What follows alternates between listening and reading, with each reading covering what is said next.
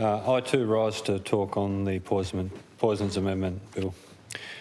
I want to congratulate the government on introducing this bill, and I am looking forward to the long-awaited review of the Poisons Act. I also want to indicate at the outset I will be supporting the bill. I want to thank the department for their multiple briefings on this bill, and I acknowledge the near universal support from the medical profession and those who made submissions in response to the bill. The problem this bill is trying to fix has been raised by many of my constituents, and it is pleasing to be able to tell them that the government is doing something about it. Much of the focus of the contributions has been on the impact of those people who are prescribed psychostimulants. However, I want to talk about the barriers this will remove for those receiving medicinal cannabis. There are significant challenges for those people who seek to be medicated with medicinal cannabis. A lack of pharmacies that stock medicinal cannabis in Tasmania, a lack of GPs prepared to prescribe it.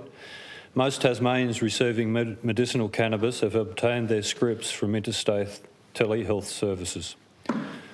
However, the cost of these telehealth consults and the cost of these medicines is substantial and beyond the reach of many. I understand that medicinal cannabis, despite being legal to prescribe since 2016, is not a registered medicine. But I also understand this is a matter for the Therapeutic Goods Administration, not the state government. I want to read an email sent to me by one of my constituents about this precise issue and the impact it has had on them.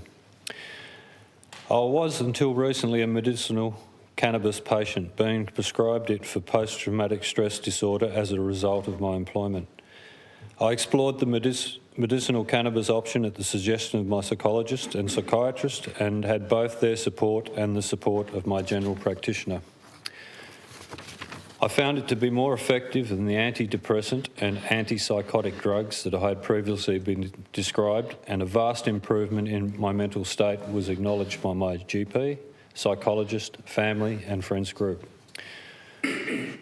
Honourable Deputy Speaker, like most people who are prescribed medical cannabis, I used one of the large telehealth clinics that specialise in cannabis medicines, and after a far more in-depth consultation than I have ever had with any doctor before or since, I was issued a prescription, which was then scrutinised by the Therapeutic Goods Administration before being released to a pharmacy.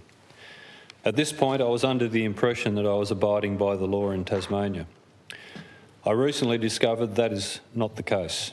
In order for a valid medical cannabis prescription to be issued to a resident of Tasmania, it must be issued by a doctor who is physically present in Tasmania and dispensed by a pharmacy physically located in Tasmania.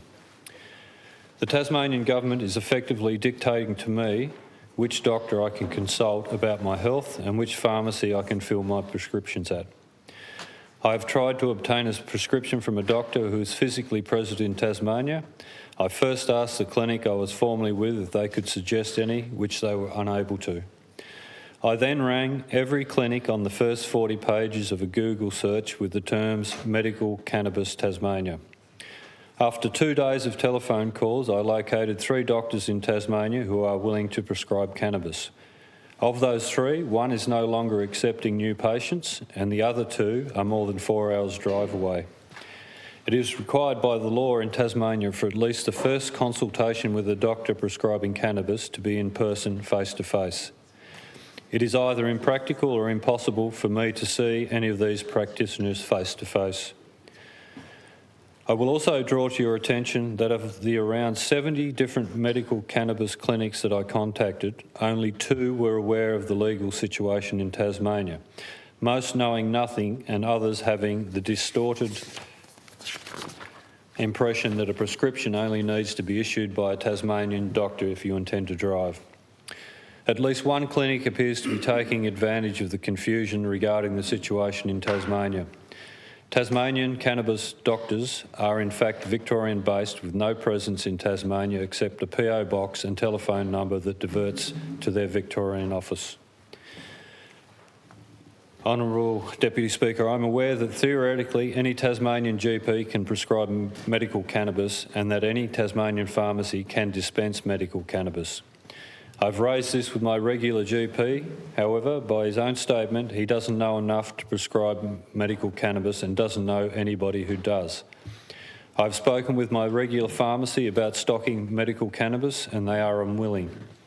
It is pointless having medical cannabis scheme in Tasmania if it is effectively impossible to both legally obtain and fill a prescription.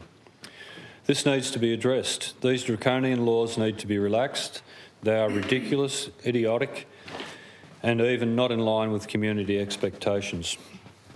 Literally every other state in Australia has a streamlined process. You select a specialist clinic, pre-screen, have an intensive telehealth consultation, and once TGA approval is gained, the prescription is released to a pharmacy. In Tasmania, you first find a doctor who is willing to prescribe cannabis, book an appointment, which for me was 3 months away, pre-screen, then have a face-to-face, one-on-one consultation. If your doctor prescribes cannabis, then they need to gain TGA approval, then a 59E exemption under the Poisons Act, then have it further approved by the Tasmanian Conditional Access Scheme. It is little wonder doctors are unwilling to prescribe in Tasmania. Since ceasing my regular cannabis medicines 6 weeks ago, my mental state has declined and am now at the point where I am seriously considering sourcing an illegal supply and dealing with any consequences as they happen.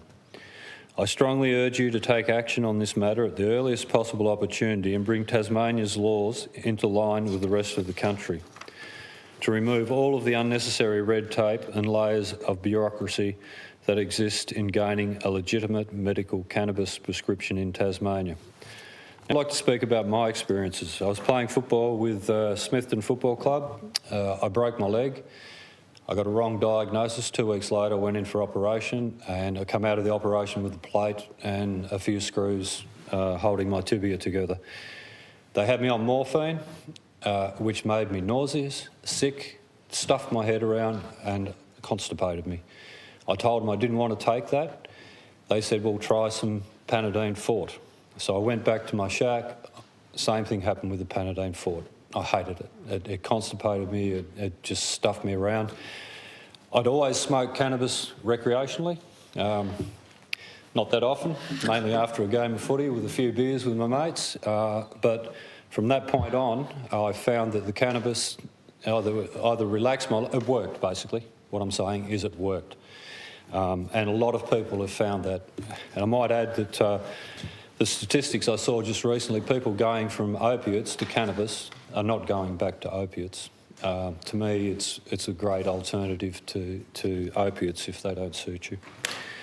I want to also read on to the Hansard some of the submissions from Carers Tasmania. Many Tasmanian carers support people who require the medications included within the proposed reforms, but currently find accessing these medications difficult. Due to the current regulatory framework for these medications and significant workforce shortages in Tasmania, carers are often required to travel interstate with the person they care for to help them obtain the prescriptions they need.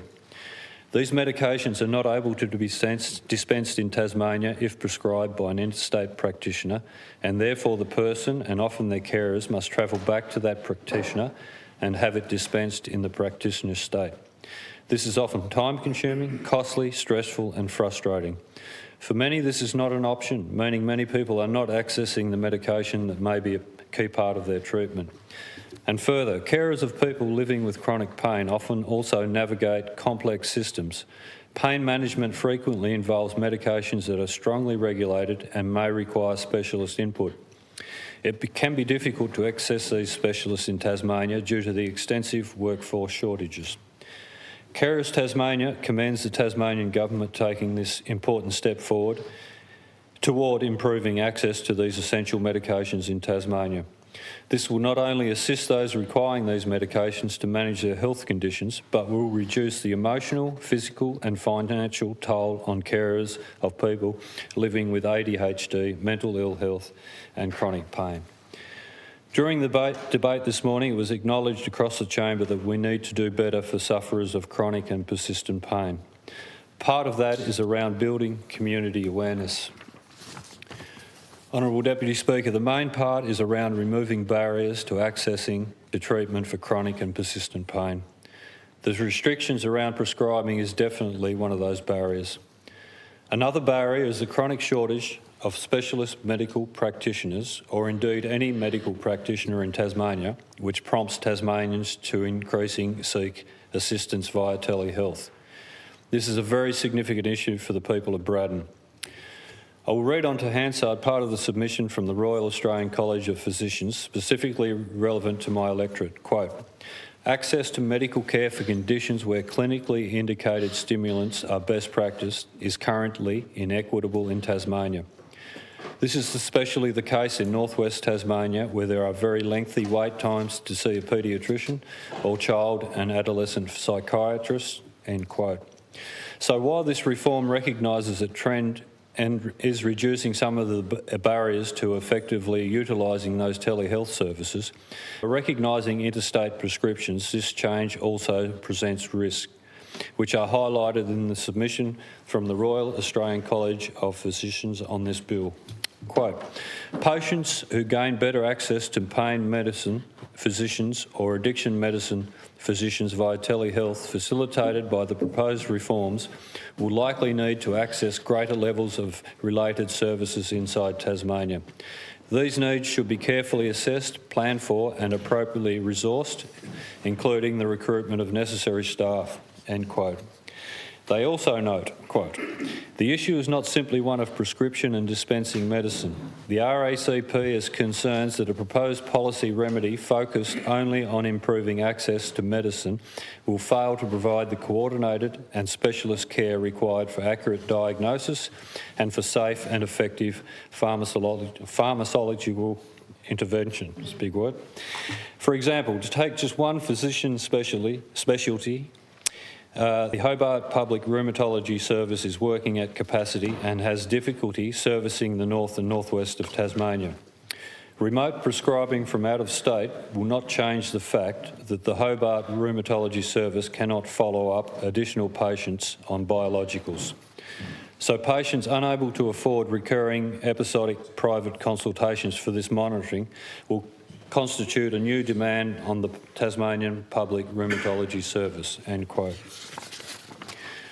The RACP urges the Tasmanian Government to consider these impacts and ensure that the necessary resources and infrastructure are in place to support the reforms equitably for all Tasmanians. So essentially there are numerous barriers for Tasmanians who need access to restricted medications. One of those barriers is being addressed by this bill. But the big one is access to medical care here in Tasmania. We know access in regional and remote areas of the state is getting worse, not better. There are many factors in play there, but one obvious one is sufficient government funding. And I hope the Treasurer is listening to this debate while he puts the finishing touches on his November budget. Thank you.